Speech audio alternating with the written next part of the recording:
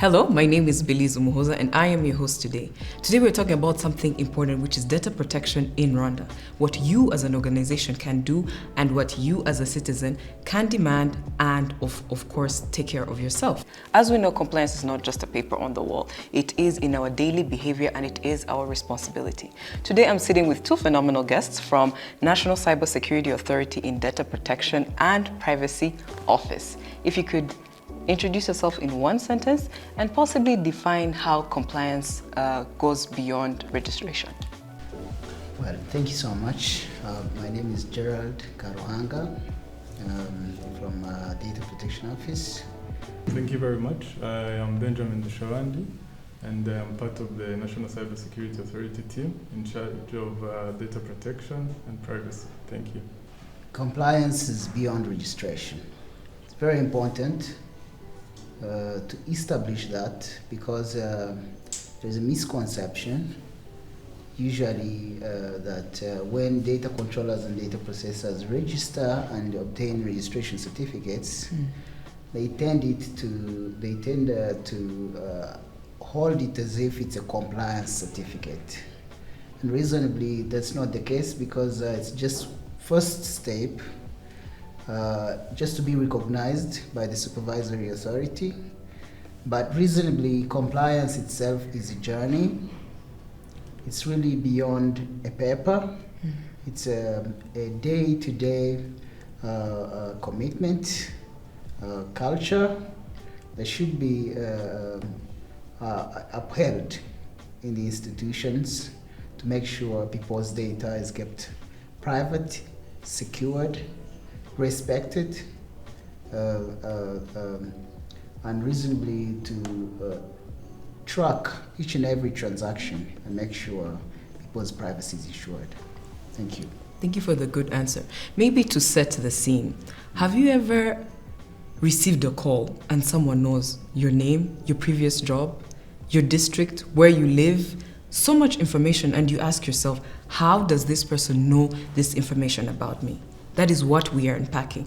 We're unpacking how compliance is important, but it's not just for big companies. But before we dive deep, maybe you can say, what is one misconception that people have about data protection that you wish organizations or individuals could unlearn that makes them not truly understand what data protection is? Yes, thank you very much. As my colleague has said, being registered is one thing that all organizations think that they have already been compliant and they have everything in place. But I think to stipulate or to explain more, being registered is one step of compliance, but you need to have different tools in place.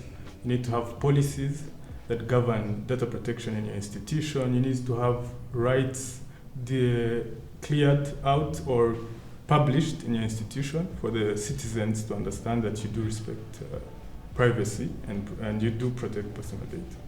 Interesting. I would want to also touch on something regarding, maybe I'll set the scene for people to understand. Imagine a company's database is a room full of real people. Yes. And if that information is wrong, we are treating these people like they're in a frozen time. Yes. We're not updating it. What could be the dangers when data is outdated? Why do we have to keep updating it, and what could possibly go wrong? Yes. So in terms of processing personal data that is inaccurate, as one of the principles of the data protection and privacy law is to have accurate data. So if you're processing information that I no longer use, there's a breach of information. You're just processing data that is irrelevant to what is required for the service. So in order to keep up accuracy, you need to publish the rights, as I've said, put a room or a data protection officer in charge of accepting rights, advising, and in this, when I'm saying this, I'm advising the data subjects, which are the citizens. Whenever you approached an organization and if they collected your personal data, please feel free to approach them and request for update of your personal data in order for them to have information that is right, because they might process accurate information and it may lead to a breach and which may lead to unlawful processing, which later on may lead to administrative sanctions, where the data protection of the organization didn't be accountable of updating or even advising the data subjects of their rights. It's also, I guess, risky to the data subject themselves. Right. Because imagine if you are called someone else who is not you, just because there has been changes in your personal information.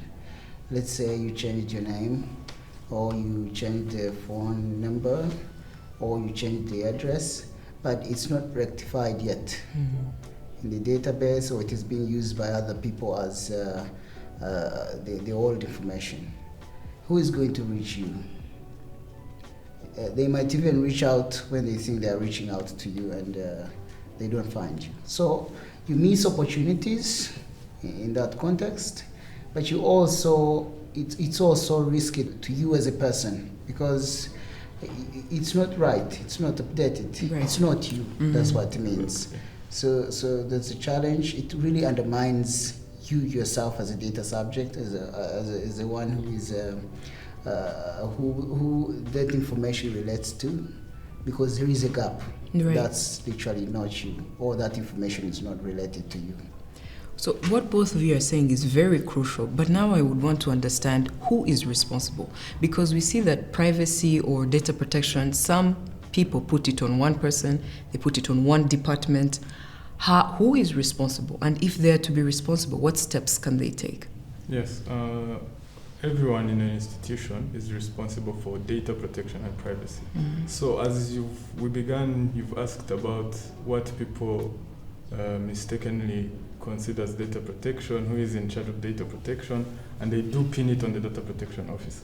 So as it's good, it's one thing that you have a data protection officer in place who will oversee the compliance and the journey of compliance. But the data protection begins from the managerial level up to the lowest level. So if it's the manager, they need to understand the delicacy or the importance of data protection in the institution. Each individual in the institution should understand the importance of data protection and privacy. This is everyone's responsibility Yes. in the institution, because the institution is not just one person or one department. Yeah.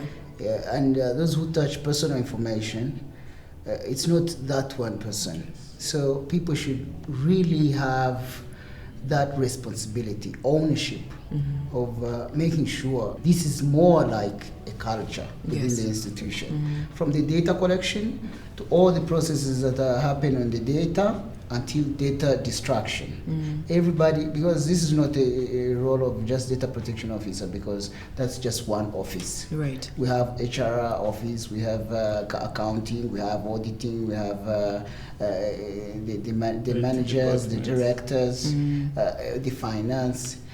All those touch personal information. So if any of them would just say, okay, this doesn't concern me, this is for the DPO, or this is for maybe the management, that would not make any sense. It needs ownership by almost everyone to make sure this data, wherever it reaches, it's well maintained, it's accounted for, and it's secure. So it has to become like a culture. Yes. Definitely. It concerns everyone. Exactly.